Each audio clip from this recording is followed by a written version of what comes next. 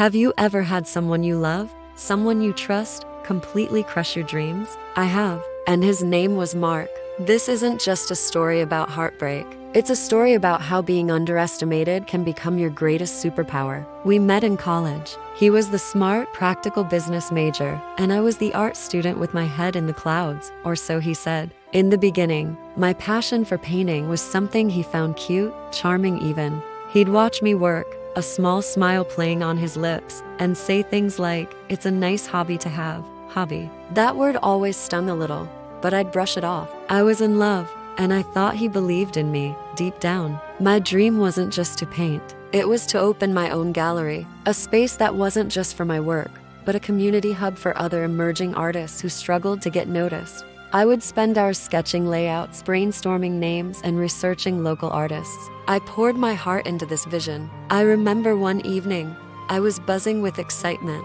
I'd just finished a business plan, my very first one. It was probably amateurish, but it was mine. I ran to show Mark, my hands literally shaking with anticipation. He glanced at it, barely looking up from his laptop. "A gallery? Babe, be realistic. Do you know how many of those fail in the first year? The art world is brutal. It's for people with rich parents or insane connections. We don't have either."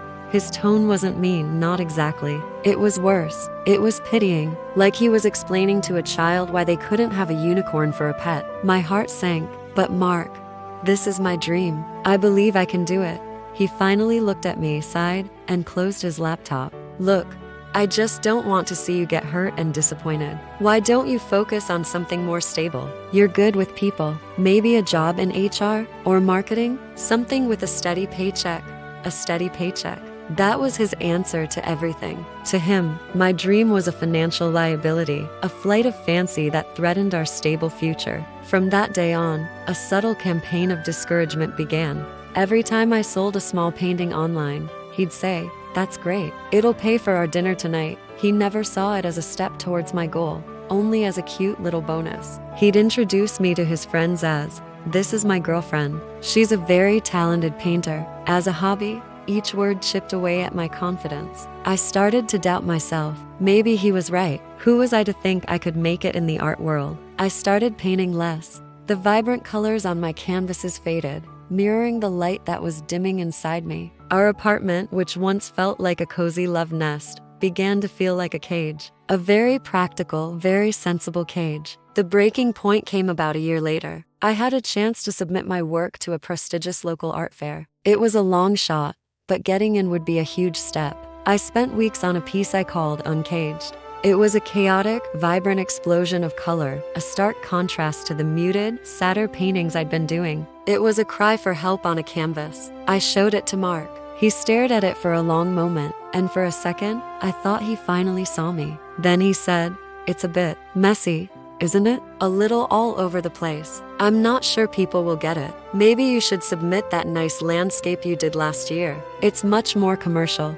That was it. He didn't just misunderstand my art. He misunderstood me. He wanted me to be commercial, safe, predictable. He wanted me to be a landscape painting when I was a chaotic, messy, beautiful abstract. In that moment, I knew I could have a stable life with Mark, or I could have my dream. I couldn't have both. Breaking up with him was the hardest and most liberating thing I've ever done. He was shocked. He said I was throwing away a perfectly good relationship for a childish fantasy. I packed my bags, my paints, and my half-finished business plan, and I left. The first year on my own was brutal. I worked 2 jobs to pay rent on a tiny studio apartment. I was a barista by day and a waitress by night. Every spare moment, every ounce of energy went into my art. There were so many times I wanted to give up. So many nights I cried myself to sleep, lonely and terrified, Mark's voice echoing in my head, "Be realistic." But then I'd look at my painting Uncaged, which I had hung on my wall, and it would remind me why I was doing this. I was fighting to be me. I kept submitting my work everywhere and got 100 rejections. But rejection number 101 was an acceptance. A small, independent coffee shop wanted to display my art. It wasn't a gallery, but it was a start. People saw my work, and they bought it. Slowly, painstakingly, I started to build a name for myself. I used social media to share my journey, the struggles and the small wins. I connected with other artists, the very community I had dreamed of building. 2 years after I left Mark, I had saved up enough money, combined with a small business loan from a bank that believed in my vision, to lease a small space. It was a rundown old storefront that needed a lot of work, but to me, it was a palace. My friends and the community of artists I'd met online came to help. We painted walls, built displays, and turned that dusty old shop into something beautiful. We called it the Uncaged Gallery. The grand opening was one of the most terrifying and exhilarating nights of my life. The gallery was packed, not just with my art, but with the work of 5 other talented, unknown artists I had found. The energy was electric. People weren't just looking at art. They were connecting, talking, and celebrating creativity. I saw my dream, my crazy, unrealistic dream, come to life right in front of my eyes. And then, I saw him, Mark. He was standing near the back, looking completely out of place in his business suit. He looked older, tired. He was staring at my original Uncaged painting, which I had hung in a place of honor with a not-for-sale sign. He made his way through the crowd to me. I can't believe you did it," he stammered. "It's incredible."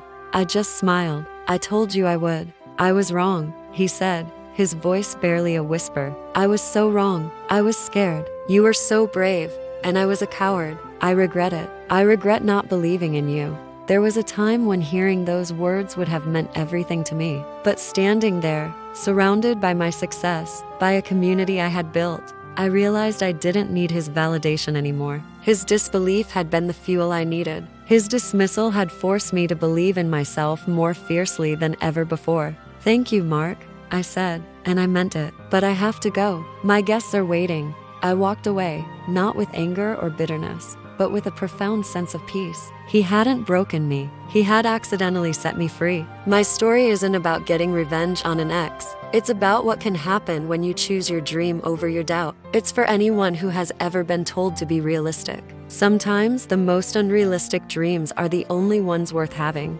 Don't ever let someone else's fear dictate the size of your ambition. Let their doubt be your motivation. Go out there and build your own gallery, whatever that may be. Thank you so much for listening to my story. If it resonated with you, please hit that like button and subscribe for more. You are not alone.